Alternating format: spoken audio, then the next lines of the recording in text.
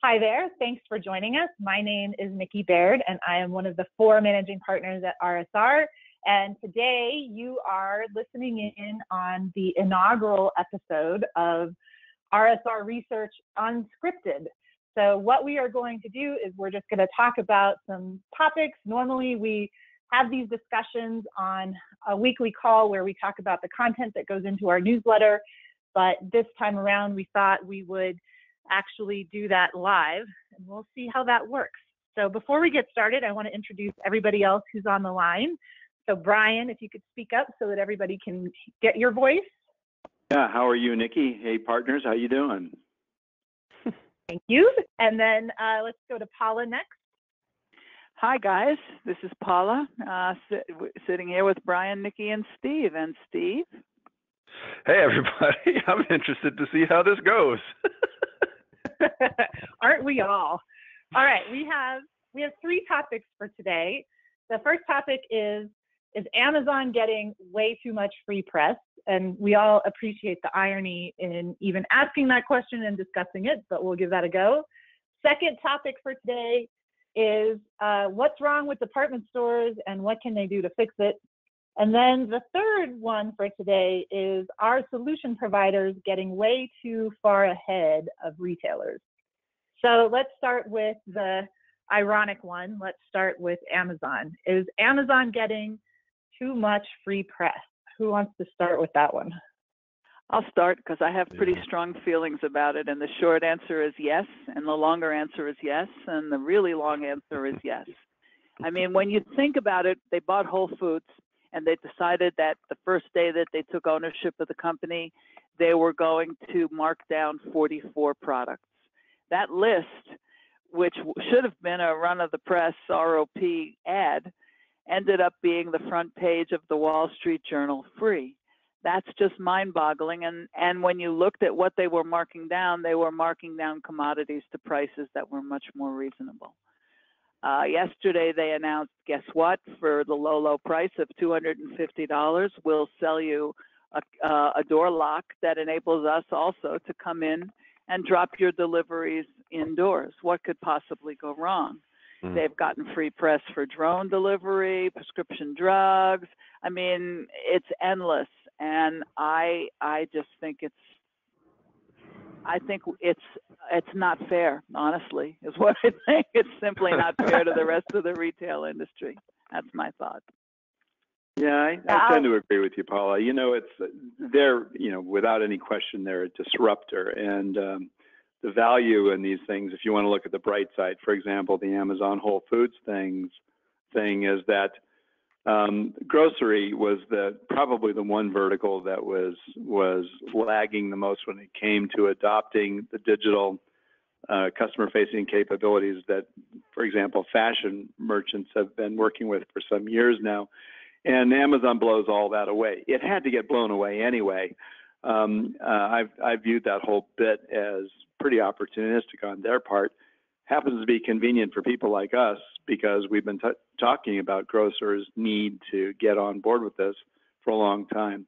Having said that, enough is enough. When you really think about what Amazon is doing, they're just pressing the envelope in every imaginable way they can to put pressure on their competition and to I'd say further addict people with the notion of getting whatever they bought really, really fast. And that's you boil it all down, that's what they're talking about. So is that exciting? Well, if I said it like that, it's not very exciting. If we put it in the context of all these press releases, yeah, sounds kind of sexy. We call these Charlie Rose moments, right? Charlie Rose fell for it, and so have many, many other news agencies. Mm-hmm. Yeah, I mean, to me, it's not even really a case of the press part of it. I'm just wondering when retailers are going to recognize and get hip to this as far as they're going to stop working with this company, right? Paula, I know you've had a thing about why would anybody use Amazon Web Services? You're basically putting money into the pocket of your competitor. I mean, these people are going around eating everyone's lunches, and we're all using it. I was at a conference yesterday, and there was a panel dedicated to, how can retailers compete with Amazon? And one of the guys, throughout the course of the entire day that I was there, you get those anecdotal things where somebody on stage asks, hey, how many people in the audience are this? How many people are that? And people kind of timidly raise their hands. At one point he goes, hey, how many people in this room are Amazon Prime members? And literally every single hand went up. And when he put him down, he's like, you guys are retailers. Do you recognize how crazy that is? We're putting ourselves out of business here. Yeah, I'm just wondering when the backlash kicks in, right? Not just for the media part of it, but for the company itself. And, the sort of revolution. I've said a lot that if the company, if Bezos didn't own as many shares as he does, somebody would be trying, somebody like Carl Icahn or some lovely person like that would be coming along wanting to break the company up. Because at the end of the day, their retail operations don't make money. They just don't. Now, are they going to make money with their electronics, with Alexa? Yes, they will. Do they make money on AWS right now? That's what's funding the operation, and pretty soon the second division will be their electronics division. So, there will be some level, something is going to happen. It can't go on like this. And I have two things I say all the time. One is no markets are infinite, and I stand by that. And I am a Prime member, and I am probably one of the worst, I don't know if offenders is the right word, but I am definitely heaviest users. How's that? Yeah, I'm a very heavy Prime user. But the truth is, I still check their prices because they're not always the lowest prices anymore. And that brings me to a minor other thing before I'll turn it back to everybody else, and that is Alexa. People are declaring voice e-commerce as the solution for the future. And when I suggested on a LinkedIn, on a LinkedIn conversation where people have decided to tag me on them, that it had its limits because it wasn't fun, someone told me that was delightfully off the wall, that I was thinking about. I mean, fun is part of life, we can't just reduce ourselves to these dour, mechanical beings. And that's all I have to say on that. Yeah. Yes.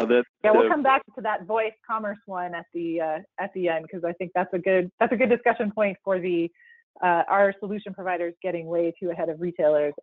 For me, I think it's important to distinguish there's such mass hysteria about it now. It's like Amazon doesn't have to put out a press release. They don't even have to admit to doing anything. Just the rumors of them doing something generates so much ridiculous press and speculation, and with no substantiation. It's all rumor mongering, and the amount of hysteria over that, to me, is what's amazing. I had the misfortune of signing up. I get a Google alert on a lot of different retailers, and I had changed my Amazon Google alert, my Amazon Google News alert from a daily summary to, just give them to me real time.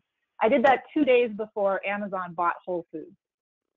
And when that announcement came, I thought my inbox was going to blow up. And to make matters worse, Brian and I were actually traveling. We were with a client when all of that happened. So not only was my inbox blowing up, but our phones were blowing up because reporters were looking for comments and all. But so I've been severely tempted, but I've not yet taken it back from this real-time alert to a more daily summary. And just for grins, I switched my Macy's Google alert to the same thing. Just give it to me real time. And it's almost 10-1. The amount of news content that is generated about Amazon versus the amount of news content that is generated about Macy's. And I would say that probably 80% of the news content that's generated about Macy's is those automated articles that are writing up, here's how Macy's fundamentals changed in trading today. Like, it's not even actual news or speculation about the retailer. It's about how their stock price moved. And Amazon, there's none of that. It's just all about speculation about what they're doing with this and what they're doing with that. And, are they going to sell IKEA furniture now? Or are they going to sell prescription drugs? Are they going to, buy UPS, whatever? It's all, and none of it is coming from Amazon themselves, which is even crazier. Well, we live in kind of histrionic times right now. Everybody's talking about end of days about one thing or another. And this strikes me as, hysteria about end of days for retailers, the retail apocalypse. I just absolutely don't buy this. But not only that, I've been through this before. When I was an executive at my company years ago, Walmart was entering our market. And of course, it was end of days. We were all going to just have to shutter up our stores and leave town with our tail between our legs. And a lot of retailers, at least the small ones in the town centers, did just exactly that. But a lot of big retailers figured out how to compete with these people successfully by getting it off of that low price value being the only value offered. They started to. That's why your point about retailing being entertainment, Paula, is so important. It's not entertaining to get onto the Amazon website. It's informative, but it's not entertaining. But people do like to be entertained, and they do go to stores because they're fun, and sometimes a lot of fun. And retailers just have to figure out how to change the value proposition so that the discussion isn't always around a fast delivery and a low price, because there is more to it than that. Now, it seems like we just have to go through this hysterical trend again, end of days, blah, blah, blah, blah, blah, until people finally buckle down and start thinking about how are they really going to offer something compelling to consumers. And then maybe the noise will die down about Amazon. This absolutist stuff is just, it's actually, how would I say it? It's mind-boggling in one sense, and it's absolutely dead boring in yet another Amazon article. Yeah. Is there something that retailers can take from the positive side of this? I mean, like when Amazon announced Amazon Go, the thing that really struck me was the deer in the headlights from retailers in terms of, I should have thought of this. Like, why didn't I think of a store that could do this kind of thing? Why did it take Amazon to come up with that? And to me, I was like, okay, well, at least this is a positive for you, because it's a wake-up call that you need to be way more innovative, that it's not just about selling more stuff, it's about the data that you can collect about what's happening in your stores. Like, if you start thinking about it that way, then I'm okay with Amazon disrupting you, because, you need to be disrupted. Is that enough, or should we just have backlash and let's not talk about Amazon anymore? I don't know about that, because let me give you an example. Paul and I were at a user conference last week, and people were talking about fail fast. And this is a term that was borrowed from Silicon Valley. Learn how to fail fast. And Paula, I thought, taking words out of your mouth, Paula, but you said, what is all this noise about fail fast? Why don't we succeed fast? And I thought that was brilliant, because retailers really do need to learn how to succeed fast. One of the things that Amazon does, either on purpose or accidentally, but I believe it has to be on purpose, is they float a lot of ideas. And I don't know how much capital is actually behind those ideas, but they find out very quickly, because of all the noise related to them, whether this idea is going to be shined upon or frowned upon. And so this is all part of their succeed fast strategy, which I think is really, really clever. Would I like to see other retailers do it? You bet. Retailers are so ROI bound that it moves them toward being very, very conservative in their approach toward innovation, and they need to stop that. They need to move ahead much more quickly. Yeah, I mean, to me, Nikki, if it lights a candle under somebody's ass that wasn't going to do anything, then sure. Yeah, I mean, the numbers are real. I mean, was it like, you were spending some numbers the other day from I think it was like 43 or 44 cents out of every dollar spent online in 2016 was spent with Amazon. Well, that's probably going to force somebody who was otherwise happy to kind of coast and, rest on their laurels to say, all right, maybe we do have to do something about this before it does become quite bleak. I heard a stat just the other day that it was 55% of product searches now begin on Amazon. They don't begin on Google anymore. People don't even bother to go and Google something up. They just go right to Amazon and learn everything they need to know. Maybe they'll even go to the manufacturer website after that. But it's really become the destination. So, I mean, for a long time, we've been saying we're over retailed, right? There's too many people out there selling too many of the similar things. So certainly we'll see a culling.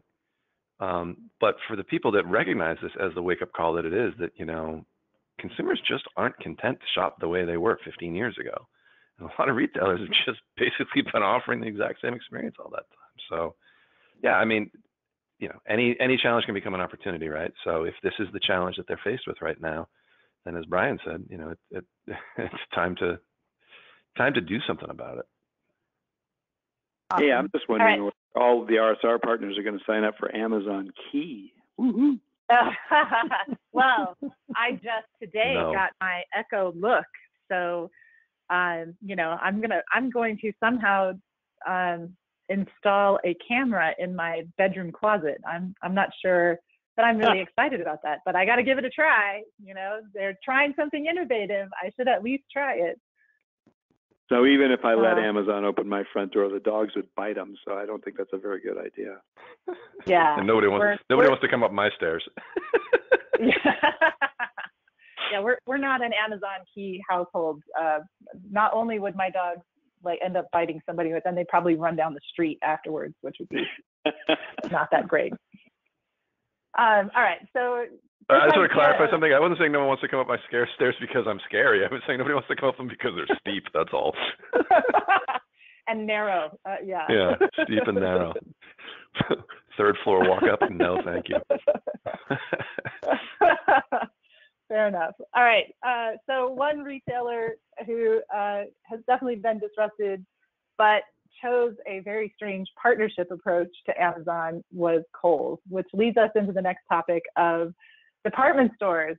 I thought that I have to give props to Scott Galloway with the analysis that he did, that he compared when Target had partnered with Amazon for e-commerce and just how far behind that forced Target when it came to e-commerce success, and use that as an analogy for what Kohl's is doing today with Amazon in collecting Amazon returns. I mean, I guess that the math is, well, if it drives traffic to my store, then at least I have an opportunity to capitalize on that. But it does seem like there's more in it for Amazon than there is for Kohl's, and it kind of signals some desperation on the part of department stores. So let's talk about that one. Department stores seem to be the next one in the crosshairs of being disrupted. Paula, would you agree with that? Yeah, well, department stores have been in trouble for a while. Back when they were looking for a new CEO for JCPenney before the debacle after Mike Ullman, for the Ron Johnson debacle, I said that it's hard to find dinosaur riders these days. The problem with department stores isn't Amazon. The problem with department stores is that they're not arrayed in a way that people like to shop anymore. Someone gave me a stat some years ago that people shop 1.2 departments in a department store, so on any given trip. So why would you spend all of that time and energy? It's especially now, it's just much easier to buy direct from a brand. It's much easier that once you know the fit to just do that. But if you're looking for a black blouse or a pair of slacks, you got to wander all over the place because you got to go from vendor to vendor to vendor. And it's not an easy fix because there's contracts to think about, there's real estate to think about, there's a whole set of issues. So I don't know how to fix department stores. I have to say that it's a problem that's been going on for some time. It's almost a generational anachronism, and I don't know how to fix it. It's not a technology problem. It's really what do consumers want problem. Yeah, that's interesting because, Macy's has been such a poster child for omnichannel for so long, and yet they're still struggling. I mean, and it is that whole customer service part. I mean, I remember the last Friday before Christmas, last holiday season, my family was wandering through a Macy's. We found a couple things that we were going to buy. We went to the one register in the men's department that was open. There were 3 registers in 3 different stations throughout the men's department, but only one of them was staffed. And the line was 8 people long. And there was a huge pile of clothes that people had just dumped because they got tired of waiting in the line. And in fact, when we got in the line, the person at the front of the line was trying to make a credit card payment. He wasn't even trying to buy something. And the employee behind the counter didn't really know how to process a credit card payment. So he was trying to call and ask for help. You know, when you see that, you're like, oh my God, we're going to be here forever. So of course, our pile of clothes joined the dumped pile of clothes. I mean, it was a very clear, I should have taken a picture of, like, talk about abandoned carts, right? Like you could actually measure the carts that were abandoned by the height of the pile, and you could measure it in feet. And I look at Macy's saying this year that they are going to hire fewer seasonal employees than they did last year. And I think, how, like, it doesn't matter if you can provide inventory visibility if I can't buy the stuff. Like, you got to be able to sell me the stuff. And I agree with you, Paula. I mean, for all of the technology investments that these retailers seem to be trying to make, it's not about that. It's about, I can shop one way online, but I go to your store and it is a completely different experience in a wholly inferior way compared to what I could do online.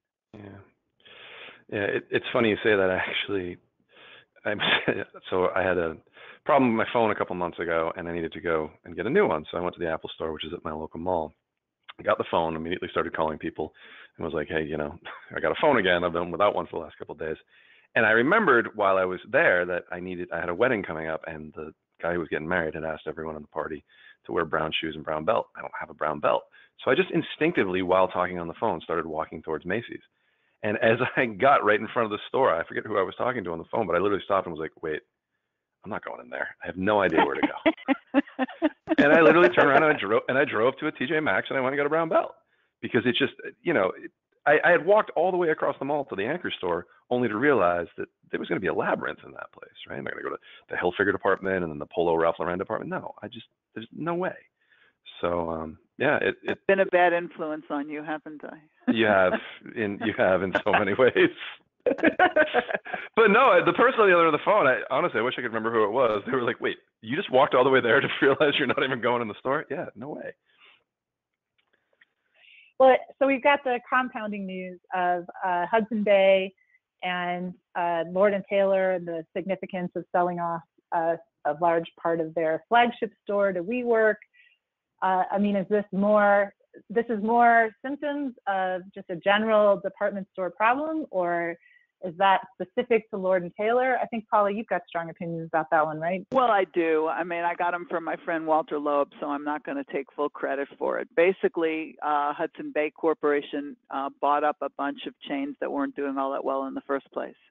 And it seems to be another of these relatively common retail themes that periodically someone will decide, if I buy a bunch of underperforming brands, I'll make one much better performing brand, and it doesn't. One big unperforming brand. Yeah, well, that's pretty much what happens, and that's sort of what we have here. And for reasons unbeknownst to me, Lord & Taylor became the first one to be starting to be stripped, if you will. I mean, the first thing was, well, we're going to sell Lord & Taylor on Walmart.com.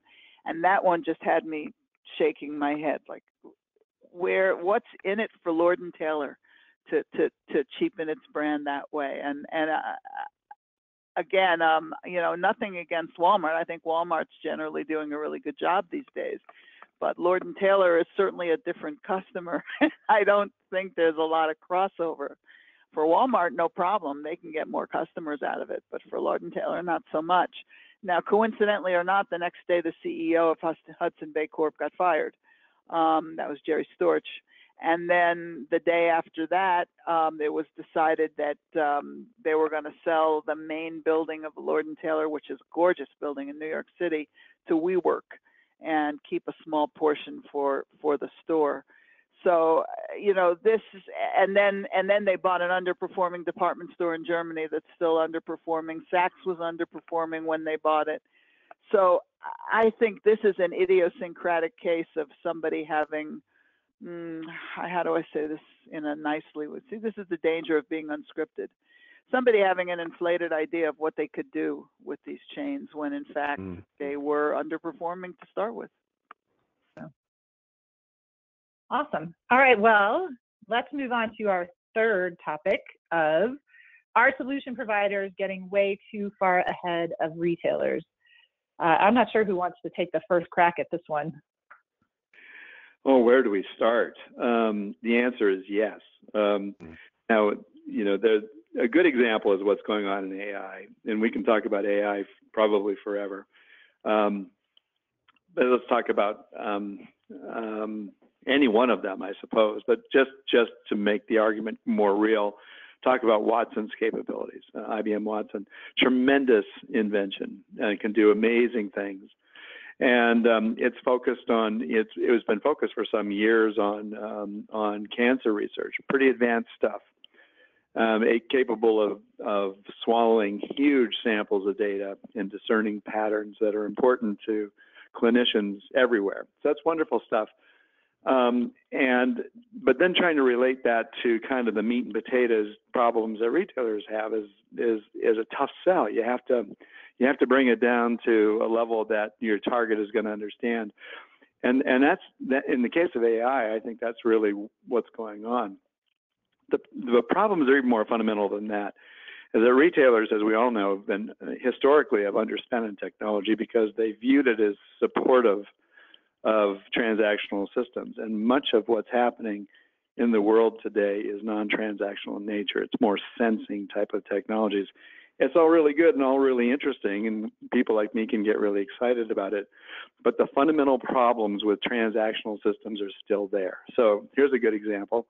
While everybody's talking about IoT and RFID and those kinds of technologies for retail, the fundamental issue is that the operational systems that manage inventory at the stores are distributed out to store level, so they're not aggregated at enterprise level. And number two, they have more holes than a colander. They leak outrageously, which is why we hire companies periodically to come in and do physical inventory counts. So you got a fundamental issue, and if you put new technology on top of an unresolved fundamental issue, you now have a new, much more expensive fundamental problem. So, that you got to deal with the basic stuff first. So retail is all about the basics first, and then you can do the elegant stuff second. The problem kind of goes back to what we were saying about with Amazon is you can't take your time at this. You can't do this serially, and this is where retailers are really getting caught. Well, and I think it contributes. I mean, there's definitely a sense of desperation out there. We see it in our data. Steve and I were just looking at it in terms of building a better workforce, and Paula and I just had a discussion about it around customer engagement. And there's definitely a silver bullet attitude out there of, if I just buy the right technology, it will solve all of my problems. And when you throw that up against an attitude from the solution providers of, I have a fancy whiz-bang new technology that's going to solve all of your problems, then you're heading to disaster. There's no good outcome there. I mean, and it's not just AI, to be fair. I mean, there's plenty of situations where retailers aren't even really aware that they're buying an AI-based application. A lot of the personalization stuff that people are implementing or have implemented contain a very large machine learning component, sometimes some deep learning components, right? There's, AI is in the enterprise within retail, but it typically hasn't been an explicit, I'm going out to find an AI solution and I'm going to buy it. It's been, I want personalization, and your personalization is more powerful than the other guy's personalization, so I'm going to buy it. But I mean, I think we see the same kind of hysteria over like chatbots, which is a form of AI because it's the natural language processing and it's the machine learning. What do you respond? But there was an awful lot of hysteria over chatbots, and I mean, I was getting pitched by companies right and left who had the latest, greatest chatbot. Will you write about this in Forbes? It's like, no, I'm not, because I think it's a mistake. I don't think that this is going to save the world. I don't think that consumers want to interact with, a machine. What they really want is they want to have their problems solved, and, they want a human element to it, because otherwise they can get self-service without pretending that it's a human being, right? They can get it all on their own. So, all that hysteria over chatbots, we're about to release in our customer engagement survey results that retailers aren't as enamored with that as vendors are. Solution providers are talking about chatbots like it's the next greatest thing, and a lot of retailers are like, Yeah, I'm not so sure about that. Well, maybe they have a more basic issue that they have to deal with, right? Yeah. One of the things that we've all done this. We talk to retailers and they'll talk about how they want to integrate digital with physical, and they want to do all kinds of exciting things. It's good and it's useful, but one of the questions that we always get these blank stares on is when we say, "What do you want the customer experience to be? What do you want it to be?" Not all customer experiences are the same. What's right for Dollar General is not going to be the same one that you see in Neiman Marcus, obviously. So what I'm pointing to is that all these things, chatbots, or personalization of marketing, or personalization of the web page presentation, or voice-activated interfaces, or all the rest of it, is all kind of exciting if you want to put on your tech hat. But in the context of the experience that you're trying to create for the consumer, it doesn't actually mean anything until you take that step. Until you say, what do I want the customer to experience when they experience my brand? And then you can start talking about that stuff. They're just tools. They're not the solution. They're just tools that make the total solution better or worse. Yeah. Yeah. Well, in the world of shiny objects, no, they will revolutionize the customer engagement and therefore help a retailer figure out what that customer engagement ought to be, which again is a recipe for disaster. This reminds me of, I remember back in the 80s when, and Paula, you might remember this too, there was all this stuff out there in the marketplaces saying that automation was going to reduce our work week to 38 and a half hours. Do you remember that? I do, but then Japan came along with their cleaning our clock, and all of a sudden we were working many, many, many hours. I was going to ask my assembled partners here, how many of you can remember having worked a 40-hour week? I don't remember that. With a lunch break? No lunch break for you, buddy. But no. It's funny when you guys are talking about. Oh, I'm sorry. Go ahead, man. No, I'm saying it's people promise all kinds of stuff as a result of technology. I'm not too sure that most of those technologies deliver the promised results. Yeah.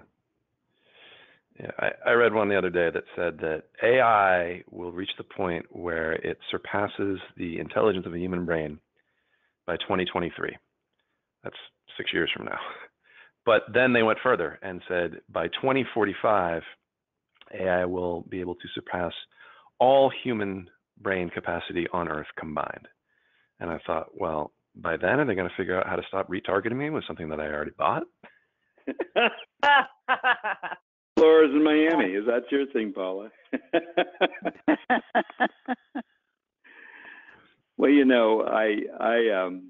I was at a session a couple of weeks ago when they had I can't tell you the name of the technology company. They had a futurist come and speak, one of the people who are paid just to think of the possible future, and he was very proud of some of the things he was saying. One of the things he was saying is that a tremendous number of manufacturing jobs that haven't already been lost are going to be lost. But not only that, but a huge percentage of what we would now call our knowledge workers' jobs will also disappear, all because of AI. And this was wonderful in this guy's mind because it's free us up. AI, right? It's going to make companies hyper efficient and da da da da da. And I was thinking, what is the purpose of business? When you really get down to it, what are we here to do? Well, one of the things we're here to do is we're here to provide useful employment for the people in the community. Isn't that one of our objectives?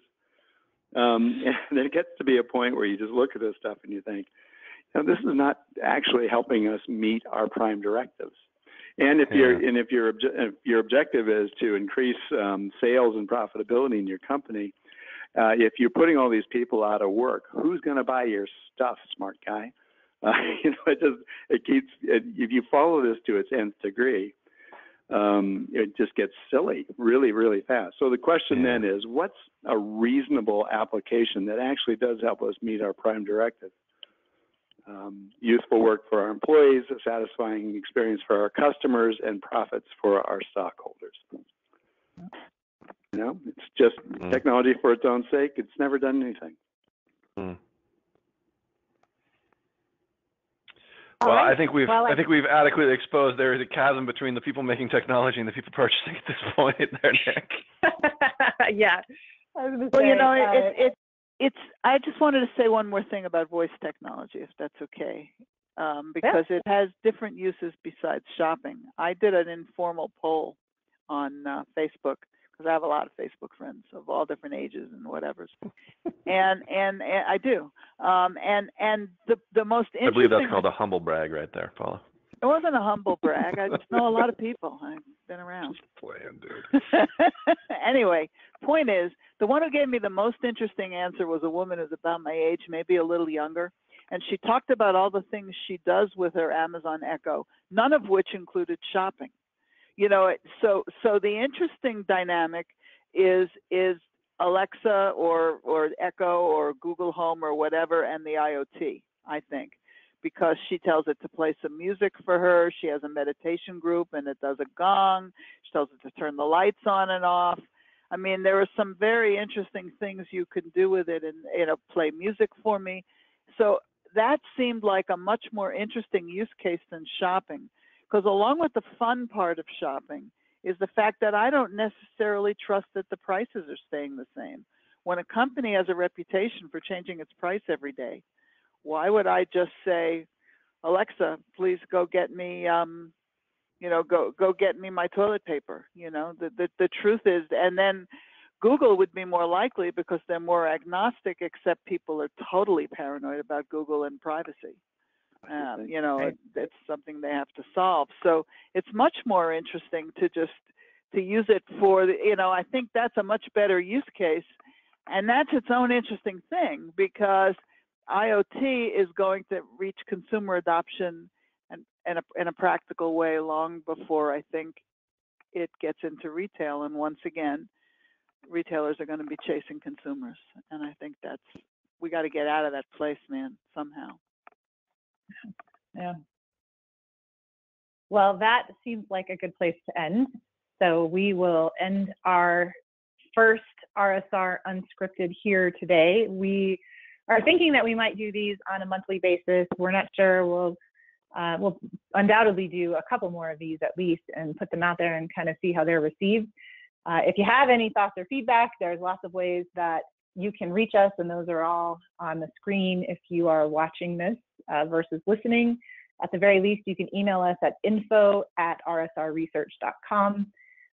We definitely welcome your feedback on whether these things are valuable or not. And have a great day. Thanks.